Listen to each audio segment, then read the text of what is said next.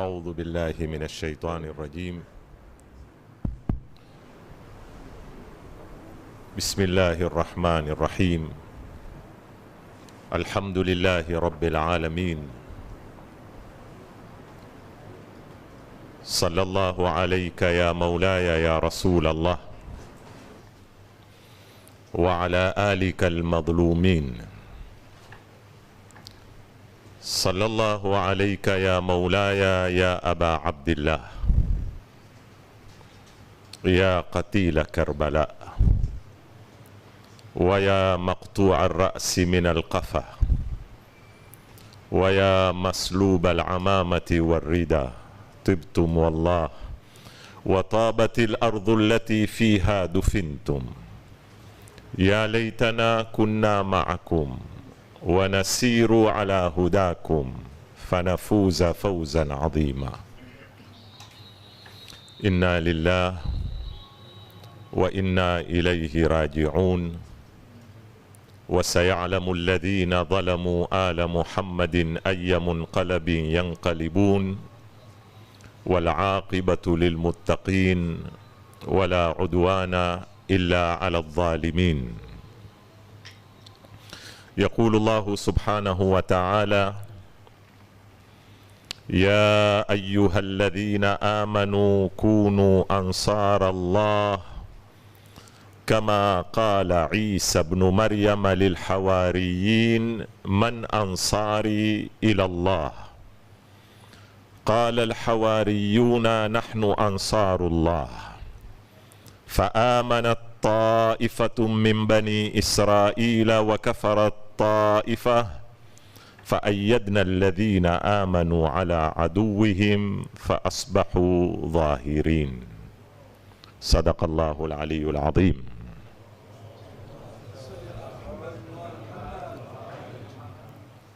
سماحة الدكتور mzee wetu, mlezi wetu Dr. Ahmad Khatib, sada ulama wote walioko hapa, wazee wangu, ndugu zangu, wanafunzi wenzangu, assalamu alaikum wa rahmatullahi wa barakatuh.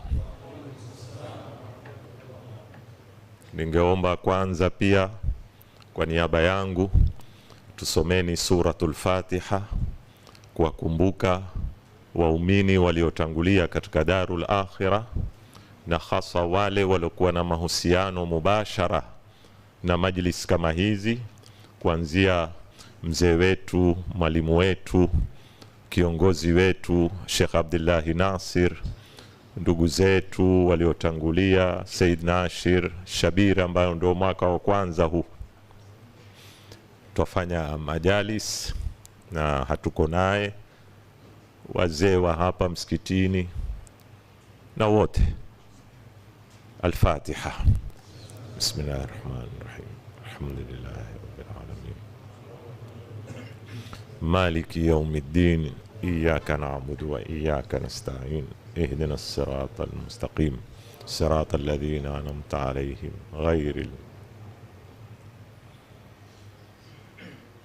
الإمام الحسين عليه السلام وأصحابه، العلاقة بين القائد والأتباع.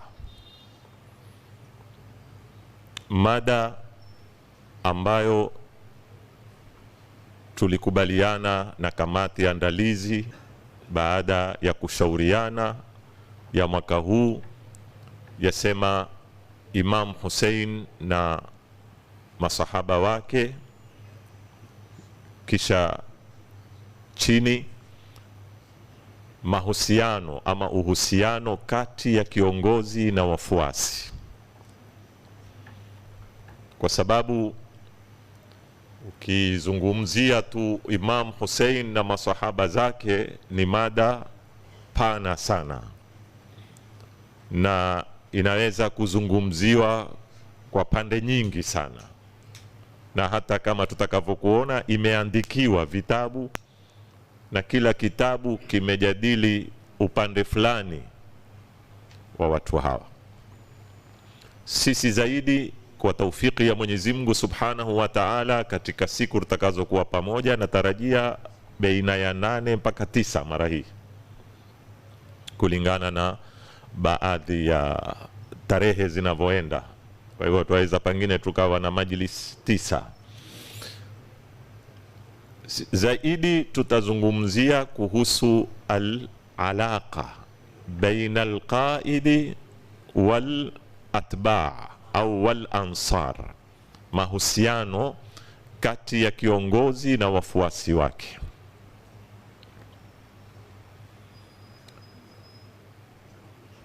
Ambalo kwa ikisihi niseme kwa mtizamo wangu finyo, nimeliona ni suala ambalo halikuangaziwa sana, suala la hapa. Manake kuna vitu vitatu katika mada hii. Kuna al-Imamu al-Hussein alayhi salam, fahadith, maktaba imejaa alhamdulillah, kutoka karni hizo za kwanza mpaka leo kumeandikwa miat bal alaf al-kutub. Upande wa pili, kibavu cha pili cha mada ni ashabul Hussein, pia imeandikwa kwa kadri asharatul kutub. Lakini sisi hatutaki kuzungumzia kibavu cha kwanza wala cha pili. Hapa katikati kuna mwanya baina ya kuwazungumzia ashab ni kina nani, kwa majina yao, walikuwa wangapi, umri wao, kabila zao, mataifa yao, misimamo yao na nini. Sisi tunataka kuzungumzia ule uhusiano.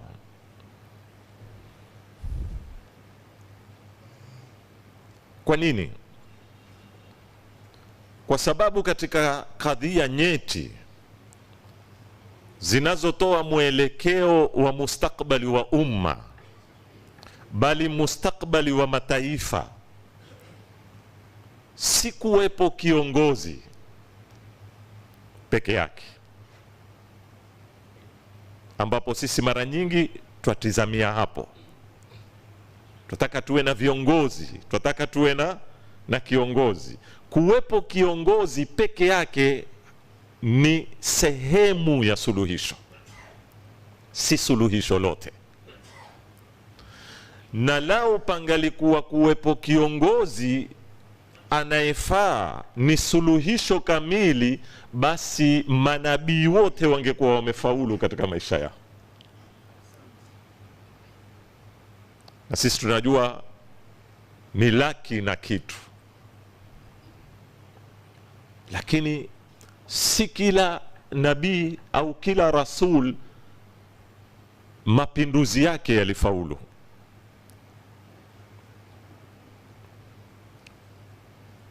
Pia kuwepo wafuasi kama wafuasi ni sehemu ya suluhisho, si suluhisho kamili. Twaweza tukasema suluhisho tunaweza kuligawanya katika thuluthi 3. Thuluthi ya kwanza ni kuwa na kiongozi bora, mwema, mwenye sifa za uongozi. Kwa lugha fupi tunamuita al-qaidur risali. Thuluthi ya pili ni kuwepo wafuasi wa huyo kiongozi bora. Thuluthi ya tatu na ya mwisho, ambayo ndio mada yetu, ni mahusiano kati ya huyo kiongozi bora na hao wafuasi wema. Yatakuwaje mahusiano yale? Suala hili kwa nini nimelipa kipaumbele mwaka huu?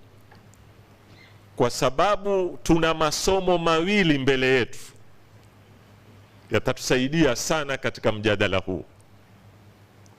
Somo la kwanza ambalo ndio somo la kimsingi ni madrasa ya Karbala, ambao ni mfano bora kama alivyosema mwenyewe, wallahi inni lam ara ashaban mithla ashabi. Kwa hivyo ni namudhaj, ni mfano wa kipekee ambao unahitajika usomwe, na hizi ni siku zake. Hizi ndio msimo wa madrasa ya Karbala, ingawa sisi tunaamini kila siku ni Ashura na kila ardhi ni Karbala. Jambo la pili ni matukio yanayoendelea leo ulimwenguni, hasa yanayotuhusu katika maeneo ya Mashariki ya Kati. Kuanzia 7 Oktoba mpaka leo, ambao ni zaidi ya miaka miwili, mbali na ushabiki wa kushangilia,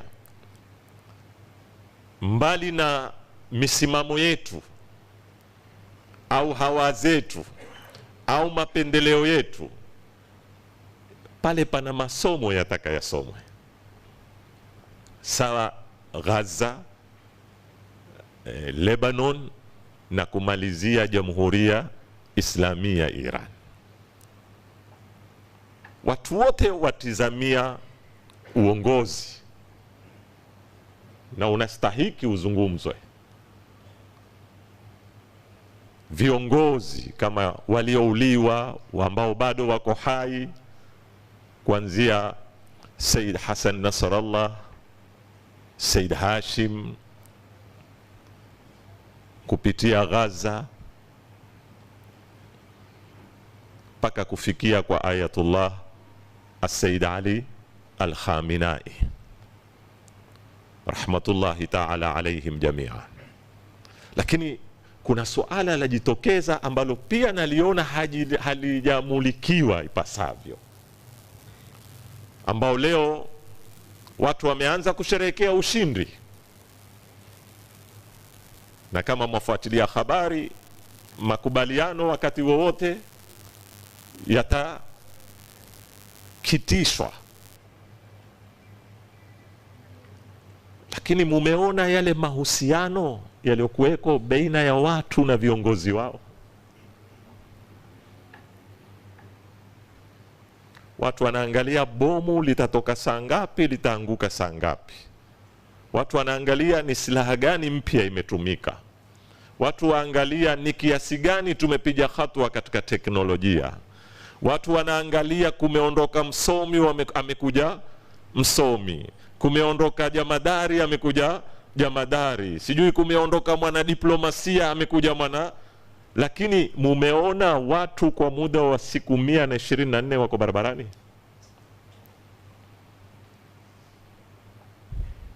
Hawachoki. Mumeona watu wanapopoteza mali yao, wanapopoteza watoto wao, na hakujatoka hata neno moja la kulalamika katika kinywa chao.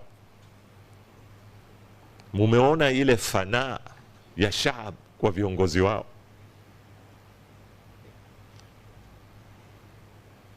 Hii ni ishara ya kuwakumbusha watu kama kina Habibi ibn Mudhahir?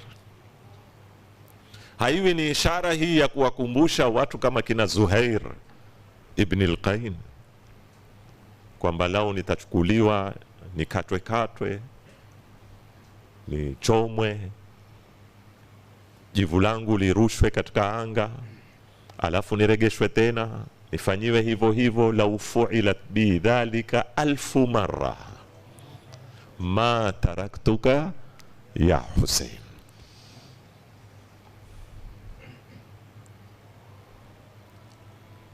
Hamuoni leo wale watoto wadogo walioko barabarani? Hamumuoni Zainab? Hamumuoni Ummul Banin na uvumilivu wake? Hamumuoni yule kijana mdogo alipomuuliza babake, awalasna ala haq, kwani sisi hatupo kwenye haki? Qala bala, qala idhan la nubali awaqa'na ala almaut am waqa'a almautu alaina. Kwa hivyo si mada ambayo inatusafirisha katika fikra za kimawazo, bali ni mada inatuleta moja kwa moja katika mahusiano ya Karbala na mahusiano ya leo, na maswali kadha ambayo twahitaji tujiulize leo sisi tulioko mbali, ambao tuna tamaa, tuna hamu ya kuamka, tuna hamu ya kuendelea. Je, triangle hii imekamilika? Na kama haijakamilika, tuna juhudi gani kutafuta? Kuwa na kiongozi bora, kuwa na wafuasi wema, kuwa na mahusiano yanaostahiki na ya wafuasi na nani? Na kiongozi. Na ndio nikasema, baadhi ya wanazuoni wanasema, sikilizeni hii ibara, inna min ahammil qadaya allati tuathiru fi masiri al-umami wash-shu'ub qadiyatu al-alaqati baina al-qaidi au baina al-qiyadati wal-atba'. Katika kadhia muhimu zinazoathiri mustakbali wa mataifa ni kadhia ya mahusiano baina ya uongozi na wafuasi. Aendelea asema, fakullu mashru'in islahi au hadari au dini yahtaju ila qiyadatin wa'iya tamtaliku ar-ru'ya wal basira kama yahtaju ila atba'in mu'minin yahmiluna ahdafa tilka al-qiyada wa ya'maluna litahqiqiha. Asema kila mradi wa kimageuzi na wa kistaarabu au wa kidini unahitaji uongozi unaofahamu, unaomiliki ruwaza na busara, na vile vile unahitaji wafuasi waumini wanaobeba malengo ya uongozi na kuyafanyia kazi, kuyatekeleza. Na ndio mara nyingine huwa nasema sisi tunaweza kuwa tunatafuta kitu, kumbe tunachokitafuta tunacho na tusiokuwa nacho hatujui. Kuna wakati tunakuwa tunatafuta viongozi na kumbe viongozi tuko nao hatuna wafuasi, na kuna wakati tunatafuta wafuasi, kumbe wafuasi tuko nao hakuna nani, na kuna wakati tunakuwa na wafuasi na viongozi lakini hakujabuniwa mahusiano ipasavyo kati yao.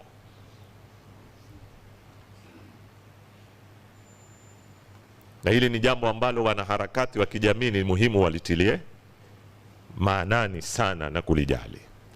Kwa hivyo umuhimu wa mada ya mwaka huu ya kusoma mahusiano unaibuka katika hali halisi yetu ya kimahitaji, sio tu kusoma historia na kuwasifu waliopita. Tunaweza kufurahia tukiona misimamo ya ashabi al-Imam al-Hussein alayhi salam, lakini kama tunavyosema kullu yaumin ashura wa kullu ardhin Karbala, tunahitaji kuwa na watu hao kila leo, sio jana peke yake. Karbala hayakuwa ni mapambano ya kihistoria. Karbala ilikuwa ni madrasa kamilifu ya utawala, ya kuthubutu katika misingi na kujitolea. Na Imam Hussein alayhi salam na wafuasi wake walituachia sisi sura ya milele ya kiongozi anaibeba ujumbe wa mbingu na wafuasi wanaoamini kuufanyia kazi ujumbe huo. Ndugu zangu wapendwa,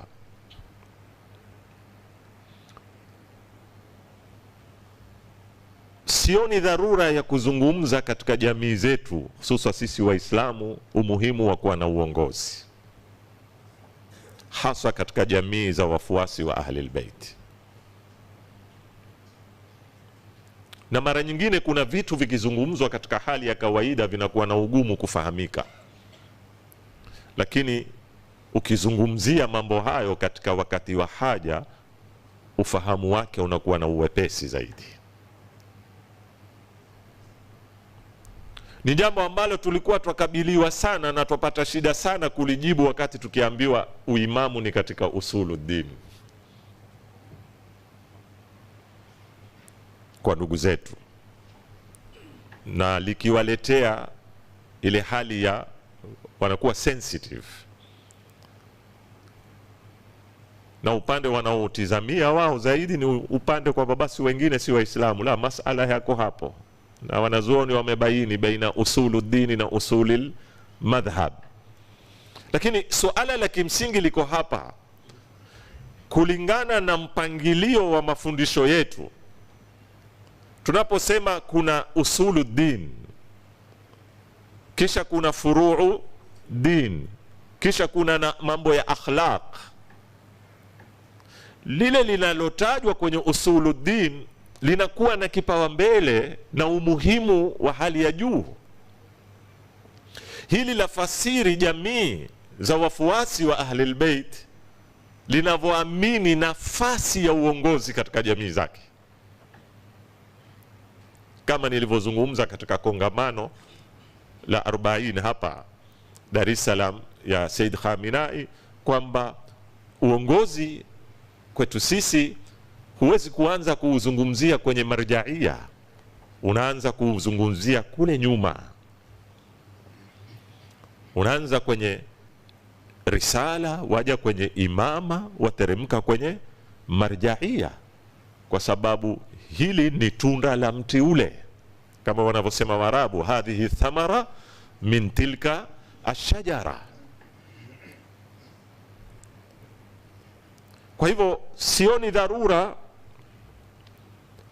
ya kutaja dalili nyingi za umuhimu wa kuweko viongozi, kwa sababu hili ni jambo limethibitishwa na mbingu na limethibitishwa na ubinadamu.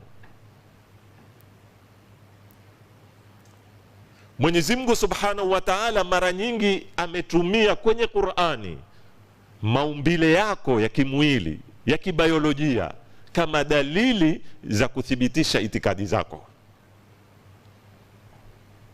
Alipotuambia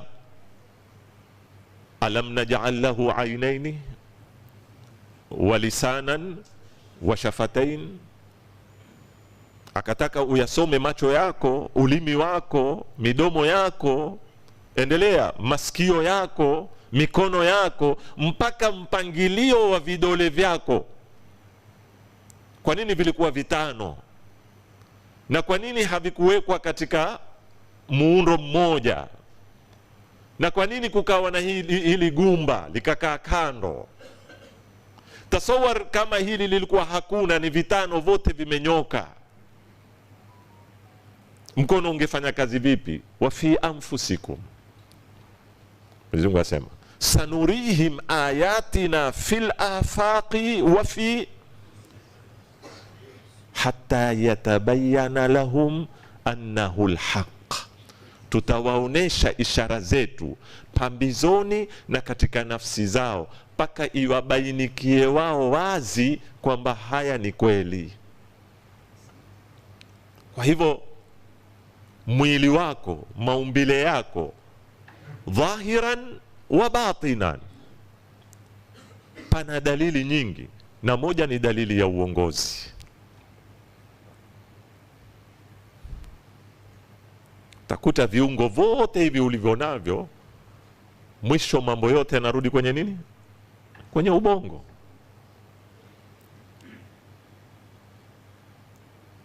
Na ndio utaona tofauti yoyote ikitokea katika bongo lako inaweza kusababisha upungufu au hata uharibifu katika viungo vyako. Leo unaposikia mtu wali'iyadhu billah, Mwenyezi Mungu atulinde, ameparalyze kiungo kimoja ama upande mmoja ama chochote, kiutabibu tatizo la tafutwa wapi? Kwenye ubongo. Pengine ana umwagikaji damu ndani, kuna mishipa fulani ambayo inaita mawasiliano, communication, baina ya bongo na mkono wako, baina ya bongo na mguu wako. Mawasiliano yale yalipokuwa yana shida, yalisababisha shida katika utendakazi wa viungo vyako. Sasa hapa mnasoma kwamba bila ya kuwepo uongozi ndani ya mwili wako, viungo vyako havina maana. Istoshe sio tu havina maana, kukosekana mahusiano bora kati ya viungo vyako na ubongo wako kunasababisha kukosekana kufanya kazi uongozi bora wa mwili wako, na hata kufikia wakati viungo vingine kuwa vipo tu katika mwili lakini hakuna kazi inafanya.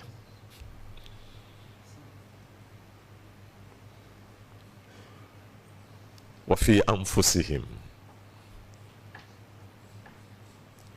Tunahitaji tufikirie vizuri sana mambo kama haya. Haya ni masala ya uongozi, na ndio jambo ambalo walilifanyia kazi sana mitume kutoka Nuh alayhi salam mpaka khatamin nabiyina wa sayyidil mursalina Muhammadin sallallahu alayhi wa alihi.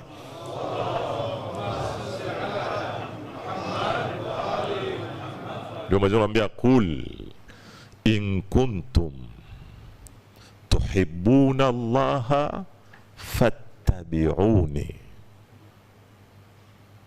Tizameni hii aya kilugha ilivyopangika vizuri sana. Kuna sharti na jawab kwa wale waliosoma nahwu. Sharti na jawab nini? Mfano ukimwambia intadhribni adhribka, ukinipiga nitakupiga, sio? Ukinipenda nitakupenda, ukinikata nitakukata. Utaona mara nyingi inakuwa nafsul fi'li fi sharti huwa dhatuhu fil jawab. Tendo lile lile lilotumika katika sharti ndio lile lile linalotumika katika nini? Jawab. Mara nyingi, sisemi mara zote, kusitoke wasomi wapya wakaanza kunikosoa. Lakini angalia hii aya nena qul in kuntum tuhib, ilikuwa hii jawabu ijeje? Fa ahibuni. Mkiwa mwampenda Mungu basi nipendeni mimi, sio? Lakini aya sema in kuntum tuhibbuna Allaha fa, imeacha mahaba.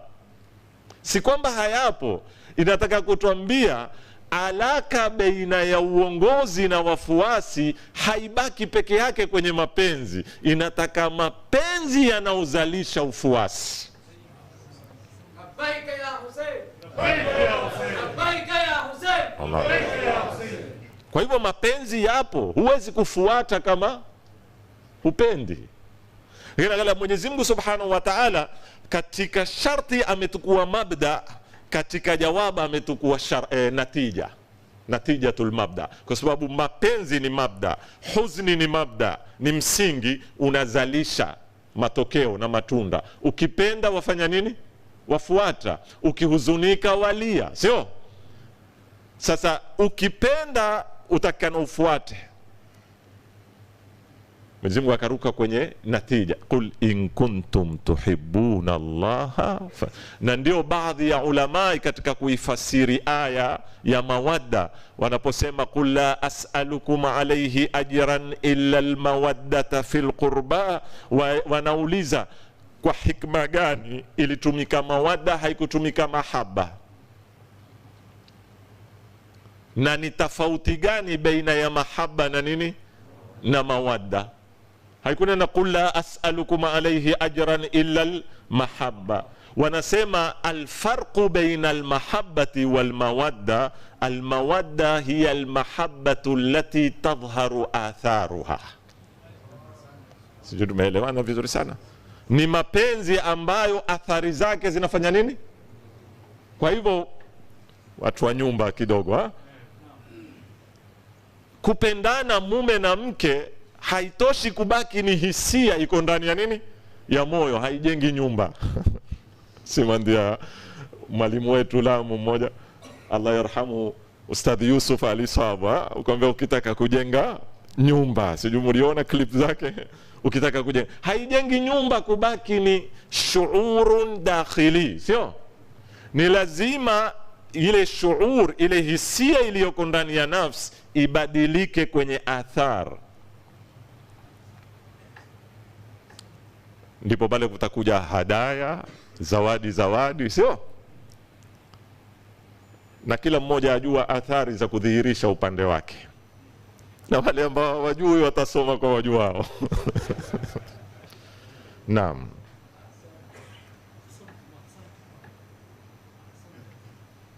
Al-Imam al-Husayn salawatullahi wa salamuhu alayhi,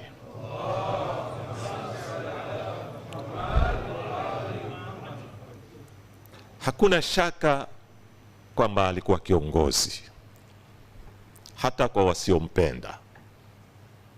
Kiongozi ni kiongozi hata kama ukubaliani naye, lakini mwisho utasema ni nani? Ni kiongozi. Kiongozi kwa watu wake. Na dalili ya kwamba alikuwa ni kiongozi bora, sio tu kiongozi, kwa sababu watu hupimwa kwa athari zao katika maisha, si kwa utendaji wao wakati wapo. Mabingwa wa ulimwengu baadhi hata walipokuwa wapo hawakutambulika, lakini athari zao. Ule mshairi wa Kiarabu anena, tukifa fandhuru ila atharina, tunapoaga dunia tizameni athari zetu. Na kila athari ikipiga kina kwenye historia na ikachukua muda mrefu kutosahaulika, inatuonesha sisi ukubwa wa kiongozi yule. Kuna watu wameacha athari zikadumu miaka 50 alafu zikapotea, miaka 100 alafu zikapotea, miaka 200 wa hakadha. Lakini leo tunazungumzia takriban miaka 1300 na ambao karibu itafika na 400, lakini sisi tuko 1447, sio 48 sasa. Kufikia 61 bado miaka ya kuhesabika kwa vidole. Itakuwa thaura ya Imam Hussein alayhi salam imekamilisha karni 14. Miaka 1400 na bado inaendelea, na sio tu bado inaendelea, na yazidi kushamiri. Utendakazi wake kila ikikaa unazidi, kinyume na miondoko ya kidunia. Kitu kila kikikaa kinakosa nguvu. Hata glopu inaweza kuwa haikuungua, lakini ikipita muda mrefu utaiona inakwenda kipunguza nguvu ya mwangaza wake. Lakini ukiangalia uongozi huu unaendelea. Kwa hivyo anafaa kwa sifa hizi kuwa yeye ni mfano bora wa masomo yetu leo katika kusoma mahusiano ya kiongozi na wafuasi. Ikiwa yeye atakuwa ni kama mfano wa nani? Wa kiongozi. Kwa sababu alikuwa ana sifa zote. Uongozi uliojengwa juu ya haki na uadilifu, uongozi uliojengwa juu ya ufahamu na busara, uongozi uliojengwa juu ya kujitolea muhanga kwa ajili ya misingi anayoamini. Hizi ni sifa muhimu sana. Kwa tayari wewe paka pumzi yako ya mwisho na usicompromise na misingi yako. Upande wa pili, baada ya kukubali huyu ni kiongozi, tukitukua statement yake aliposema mimi sijaona wafuasi kama wafuasi wangu, mithla ashabi, anataka kutuambia kama mwataka kusoma namudhaj, mfano bora wa wafuasi, ili mujifunze mutakuwa wafuasi aina gani, basi wasomeni ashabi zangu. Isiwadanganye idadi ndogo, isiwafanye mukadharau dauri lao kwamba walikuwa ni watu wa kuhisabika, kwa sababu mifumo ya ulimwengu wa leo imewabeba watu kuangalia wengi wako wapi. Mifumo ya leo imejengwa katika public opinion, ar-ra'yul 'am, ghawgha kama wanavyosema wanazuoni. Fujo liko wapi? Kwa sababu minal asaf, misimamo yetu ya kidini, misimamo yetu ya kisiasa ambayo ni misimamo muhimu, inapelekwa kiushabiki, kama ushabiki wa mipira. Na hili ndilo jambo ambalo liliwafanya wafuasi wa Imam Hussein wakakataa kubebwa na wimbi, kubebwa na wave. Wave yote ilikuwa iko kwa Yazid, na hawakujiangalia kwamba sisi watu 70 au watu 72 au 73 au 80 kama wanavyosema, haijabadilisha kitu, ni kidogo. Tutatembeaje?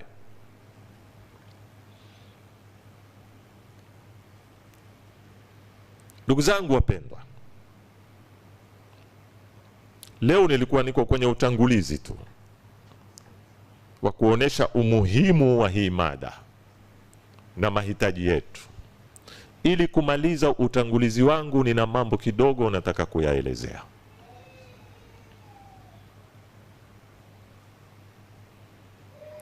Katika kufuatilia, nimekuta watu au wanazuoni walioandika kuhusu hawa ashabu wa Imam Hussein alayhi salam wako mirengo tofauti. Kuna watu wamelemea katika upande wa kihistoria, ambao ni upande muhimu. Na nikisema upande wa kihistoria na maanisha nini?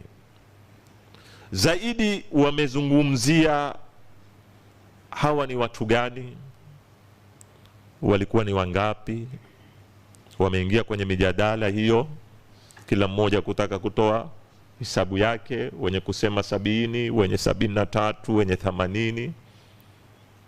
Walikuwa na umri gani mmoja mmoja wakati walipostashhid, walikuwa ni makabila gani, wanatoka maeneo gani,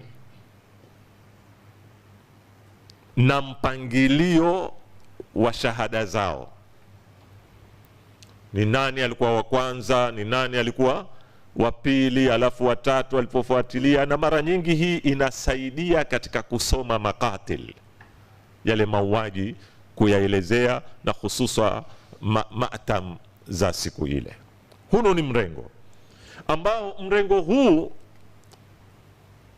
natija yake ya moja kwa moja na maisha yetu ya leo ni ndogo sana.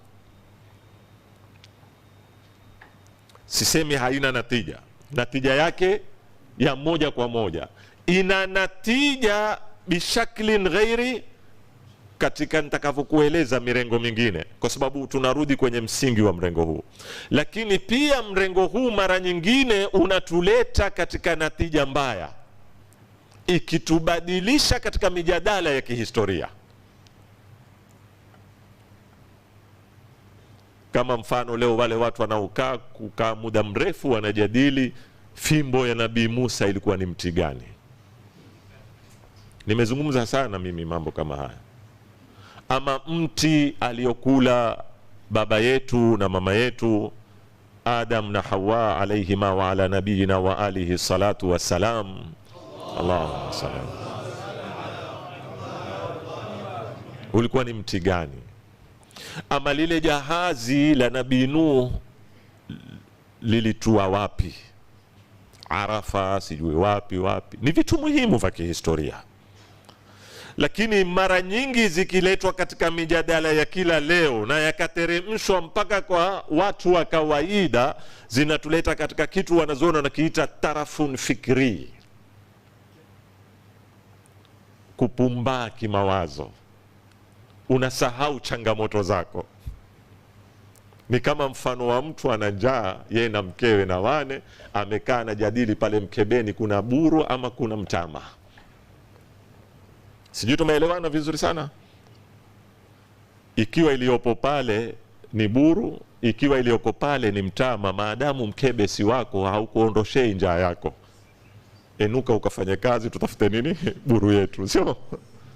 Sasa ndio utakuta leo Waislamu mara nyingi wameingizwa kwenye mijadala ya tarafun fikri, haileti mabadiliko katika maisha yao. Yule farasi alikuwa ni mwekundu ama ni mweupe, na mtayapata haya kwenye mambo mingi. Sakina yupo ama Sakina ni yule Ruqayya ama sijui ni nini. Narudi pale pale, siko kwenye kuangusha utafiti wa kihistoria, ni mada muhimu, lakini ishughulikiwe kwa kadri ya nini, ya haja.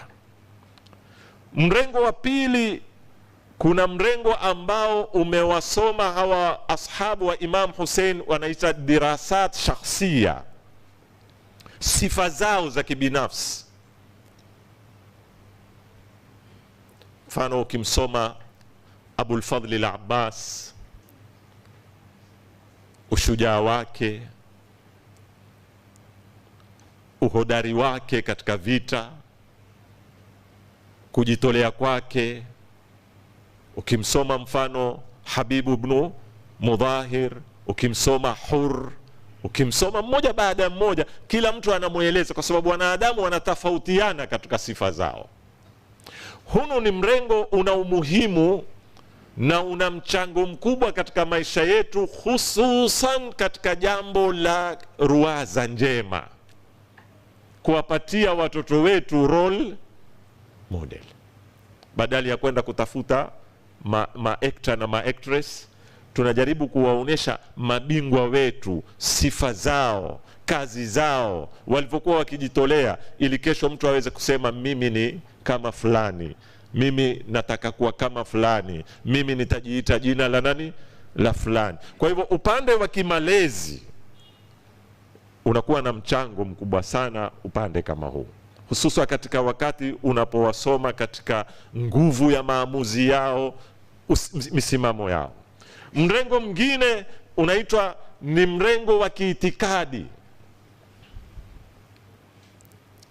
Huu unajaribu kuwasoma wafuasi wa Imam Hussein alayhi salam katika kukita kwao katika imani yao ya uimamu, na kwamba yule wanayemfuata sio tu ni kiongozi kama makabila ya Kiarabu yanavyofuata viongozi wao, sio tu ni kiongozi kama watu wa mji wanaofuata viongozi wa miji yao, ama watu wa nchi wanavyofuata viongozi wa nchi zao, bali walikuwa wana msukumo wa kiitikadi. Na hii ndio leo inaitwa ideology. Ufuasi au unauita uzalendo, kama sisi nchi nyingine tunapata shida hapo. Poleni kidogo nieleze hapa. Wewe ni Mkenya ama wewe ni Mtanzania ama wewe ni kadhaa, mara nyingine unajikuta kama bahati mbaya tu ukijirudia zile hisia zako kuhusu nchi yako, hisia zako kuhusu viongozi wako. Na sitaki kulaumu raia, pana mchango wa serikali zetu katika kukosa kubuni itikadi za kupenda nchi zetu, tangu katika mifumo ya taaluma, mifumo ya kimalezi, pana upungufu, ambalo suala hili leo watu watakawasome sana kwa raia wa Irani, hata wapinzani, hata watu ambao sio wapinzani wa kisiasa walikuwa na upinzani na asli ya kuweko nidhamu ya Kiislamu. Watu walikuwa na upinzani na asli ya mfumo wa wilayatil faqih. Lakini ilipokuja masala ya nchi yangu, tamkuta alikuwa ni mtu mwingine. Na nafikiri haya ni katika mambo, ni mapema sana, yatakuwa ndio masomo ya miaka hii itakayokuja. Hata wa Ulaya na wa Magharibi watabidi warudi kwenye bench kuisoma tena upya Irani. Kinyume, kitu cha kusikitisha, mambo yalotokea katika nchi za Kiarabu. Tizameni Libya, tizameni Syria. Naam, viongozi walikuwa na shida zao, lakini watu wako tayari kwa thamani ndogo kuiuza nchi yao. Ini ni nini? Kukosekana uzalendo wa nchi. Na ndio kuna mtaalamu mmoja wa Algeria, yuaja sana siku hizi, najaribu kukumbuka jina lake nimesahau, ni lecturer yeye, siku hizi utamuona sana. Na mwingine yuko Oman, aitwa Ali Al-Mish'ini, kama hivi linamalizika jina lake Al-Mish'ini. Huyo Al-Mish'ini ana statement moja, ana fupi, ina mafundisho makubwa wakati akizungumza Irani. Asema ni lazima tuwalelee watu an yufarriqu baina ad-dawlati wan-nidham, watu watafautishe baina ya dola yao na nidhamu yao. Unaweza kuwa ni mpinzani wa nidhamu yako, lakini huwezi kuwa mpinzani wa dola yako.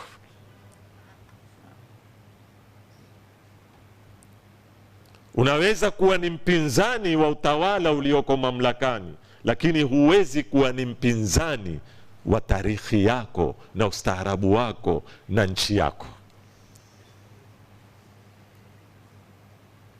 Na hili ni katika somo muhimu sana ambalo zitu kama hizo tunataka tuzisome. Kwa hivyo hii inarudi kwenye nini?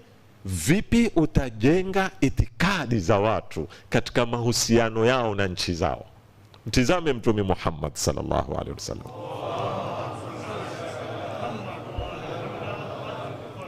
Na hii ni ujumbe kwa yoyote ambaye ana upinzani na nchi yake, kwa sababu za kukubalika ama za kutokubalika. Ningependa tu ujiulize suala hili. Nchi yako ishakufanyia mambo aliyofanyiwa Mtume Maka?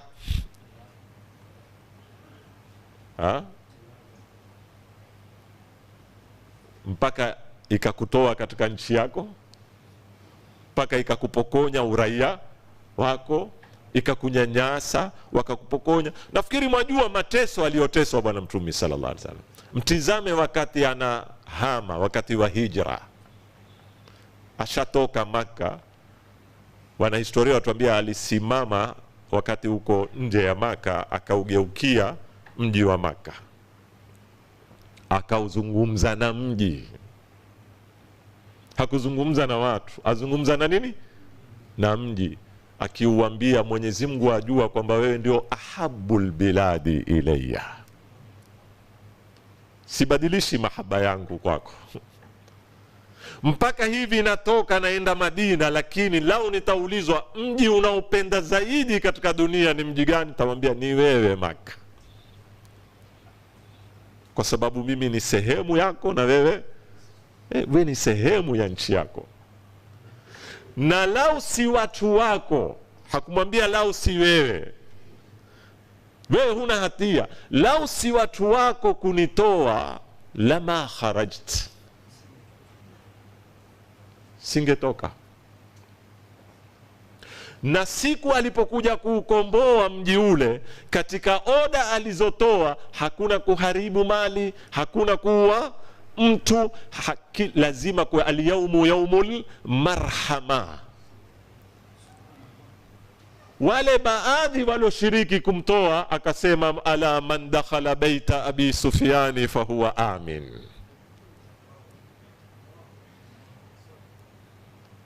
Nafikiri nimeeleweka kwa hii mifano. Kwa hivyo itikadi yako na mahusiano yako na kwenu, sio kwenu peke yake kama ardhi, nchi yako, historia yako, ustaarabu wako, lugha yako, ni muhimu sana vitu kama hivi. Na ndipo mahala wakoloni waliotupokonya. Leo kuendelea ni kukanusha asili yako. Kukanusha asili yako vipi? Ni kutengana na lugha yako ili uonekane wewe umeendelea. Leo kuendelea ni kuepuka mavazi yako ili uonekane wewe umefanya nini? Uwazime mavazi ya mtu asiyekuwa wewe. Na tabia nyingi. Hawa wamekuja kusoma upande huo. Ili nimalize, naona nimebakisha dakika kama 5. Hawa wamesoma hivyo. Katika darsa zilizosoma kuhusu hawa ni upande wa kistaarabu ambao ndio huu unaotuhusu sisi. Kujaribu kuonesha kikundi cha watu kichache kiloweza kumjua kiongozi wa wakati wao na wakawa tayari kujitolea kwa hali ya juu kwa minajili ya kulinda misingi yao wanayoyaamini, values wanazoziamini, na kuamini kwamba malengo yao yataweza kuhakikika. Watu wachache tu. Haya yote wakiamini kwamba wao wametaguliwa, wamepata bahati ya kuwepo pale.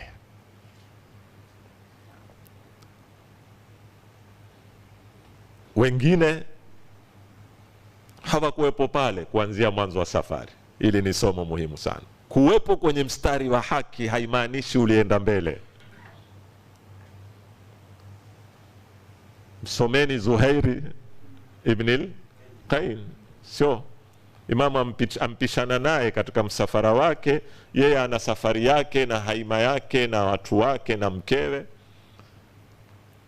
Akauliza, haima lile la nani? Akaambiwa lile ni la Imamu Hussein alayhisalam. Asema, hebu tuondokeni haraka hapa, sipendi kuwa karibu na mtu nisiyempenda. Asema, katika dunia hii hakuna mtu ambaye simpendi kama nani? Kama huyu. Imam akauliza, wale wamepiga kambi kule ni kina nani? Akaambiwa, yule ni fulani na watu wake. Akasema, nataka kwenda kuongea naye. Akakataa. Mkewe, na kina mama wanisikilize vizuri, angalia mchango wa mwanamke katika kubadilisha misimamo ya waume zao, kuwatoa kwenye batili kuwapeka kwenye haki, na vile vile waweza kuwatoa kwenye haki kuwapeka kwenye batili. Suhaira mkewe akamwambia, ukienda ukimsikiliza kuna shida gani? Msikilize. Akatoka akaenda akamsikiliza. Akirudi amerudi hana habari hata kuzungumza. Awaambia, fungeni mizigo yenu naltahiqu bil Hussein. Mkewa una ajabu, amuuliza, madha taghayyara, haraka hivi kumbadilika nini? Asema, nimeondoka hapa, hakuna mtu ambaye simpendi katika hii dunia kama Hussein, na nimerudi, hakuna mtu ninayempenda katika hii dunia kama Hussein. Allah. Allah.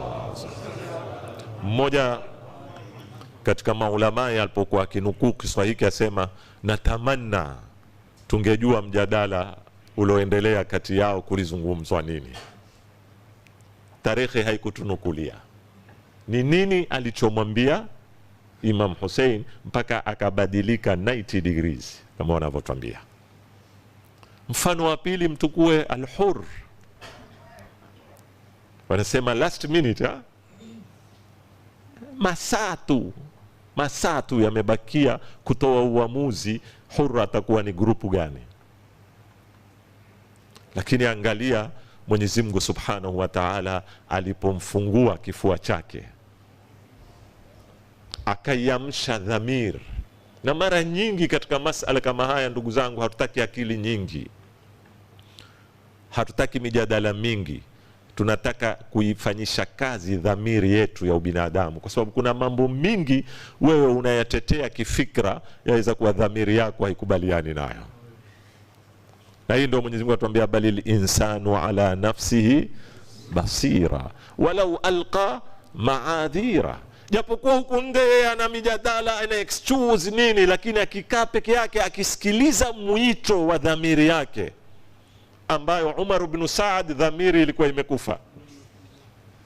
Imam alijaribu kuiamsha katika mazungumzo na yeye, kama alivyojaribu kumwamsha Zuhair, haikuamka. Alikuwa ni katika wale balrana ala qulubihim khatama Allahu ala qulubihim. Lakini al-Hur aonekana anampiga farasi wake, aenda huku akirudi huku, paka wamuuliza, wewe shujaa, hujawahipo kuonekana ukiwa na hofu kwenye vita vya kisawasawa majeshi, leo uko mbele ya watu 70 unababaika hivi? Akamwambia, la, si hofu hiyo mnaofikiria nyinyi kwamba mimi akhafu min al-maut, hakuna kwetu hiyo. Mababu zake wote walikuwa mashujaa. Asema, inni ukhayiru nafsi baina al-jannati wan-nar. Kwa sababu sasa hivi nimekaa katika suala la kimsingi. Sasa si nani atashinda, si ni nani atashabikiwa, suala ni kwamba naenda wapi. Na nikaona mwisho, la, aljannatu aula minan nar. Wallahi. Na ndio akawa hurrun fi dunya. Wajua maana ya hurrun fi dunya wal akhirah? Si huru kwa maana ya uungwana huu tunaozungumza sisi, kwamba yule muungwana yule mtumwa. Muungwana wa kihakika ni aliyeweza kuwa huru katika maamuzi yake na dhamiri yake. Hakuweza kutawaliwa na shahawati na masalihi ya kidunia katika kuona msimamo wa haki. Ndugu zangu wapendwa, huu leo ulikuwa ni utangulizi peke yake wa kuonesha umuhimu wa mada hii, na insha Allahu Taala Mwenyezi Mungu Subhanahu wa Taala akitupa uhai na uzima, kesho tutaanza silsila ya mihadhara kama mtakavyokutangaziwa. Mwenyezi Mungu Subhanahu wa Taala atupe taufiki katika kuendeleza madrasa hii, ambayo ni madrasa imejengwa kwa damu na machozi mingi, na watu hawa ambao twawasoma ni watu ambao wana mchango mkubwa. Na ndio hata sisi twamalizia mazungumzo yetu tukisema, assalamu alaikum ya awliya Allahi wa ahibbaa, assalamu alaikum ya asfiya Allahi wa awiddaa, assalamu alaikum ya ansara dinillah, assalamu alaikum ya ansara rasulillah, السلام عليكم يا أنصار أمير المؤمنين، السلام عليكم يا أنصار فاطمة سيدة نساء العالمين، السلام عليكم يا أنصار أبي محمد الحسن بن علي الولي الناصح، السلام عليكم يا أنصار أبي عبد الله بأبي أنتم وأمي طبتم وطابت الأرض التي فيها دفنتم وفزتم